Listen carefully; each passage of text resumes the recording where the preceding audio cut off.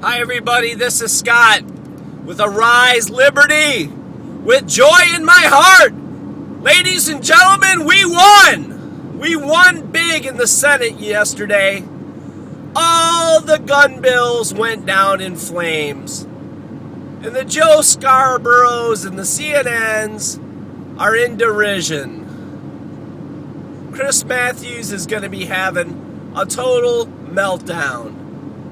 And it's funny because this morning all the mainstream media is covering the explosion in West Texas the town, and Central Texas, but not MSNBC.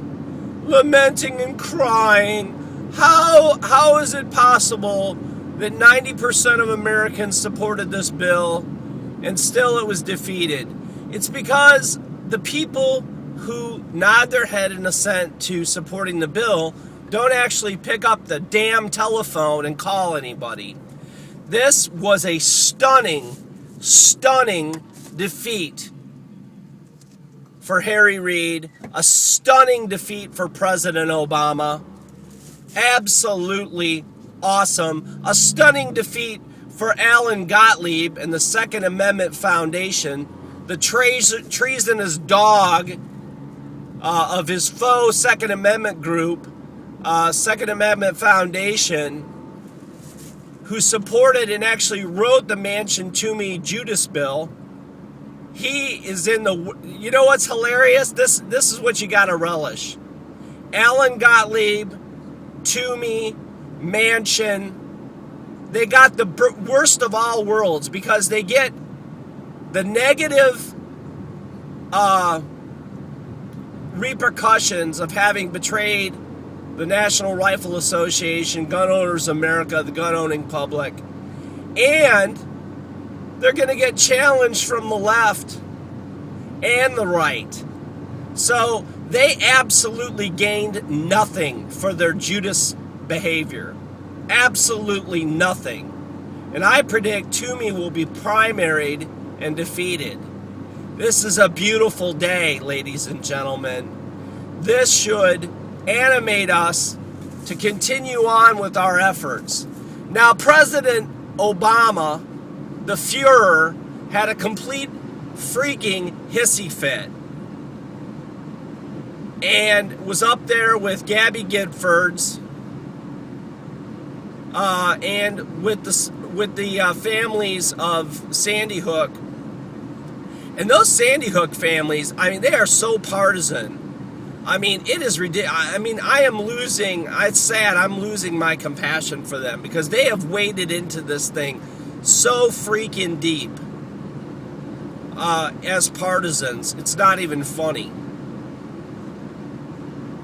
All they have been after since from the get-go is banning guns, revenge on you and I. Their concern for safety could have been shown by wanting police or retired military to be deputized and put into the schools.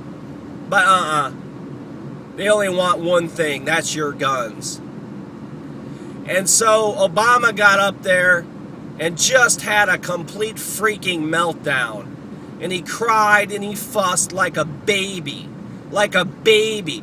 I am the king! I am Lord Obama! I am the king, and I have spoken, and this shall be done. And he didn't get his way, and he freaking melted down. You got to see it. I can't describe it. It's indescribable.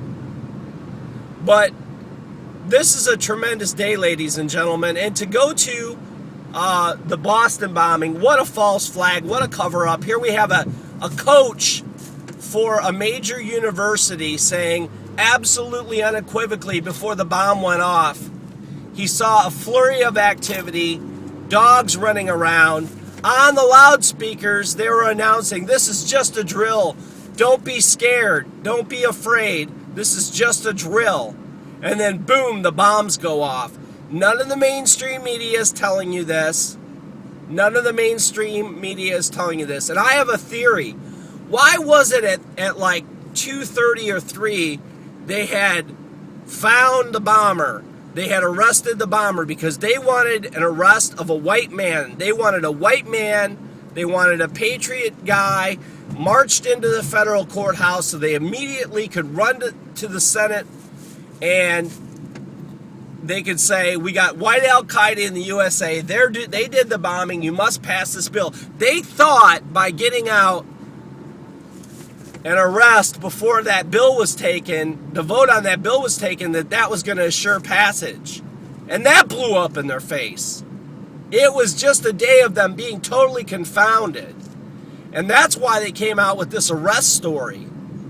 And so it's very, very interesting, ladies and gentlemen. It's moving really quick. I'll be back later. This video is getting a little bit long. Be sure to comment, subscribe, share, and celebrate by going and buying an AR-15 with a great big magazine. All right, everybody. Bye-bye.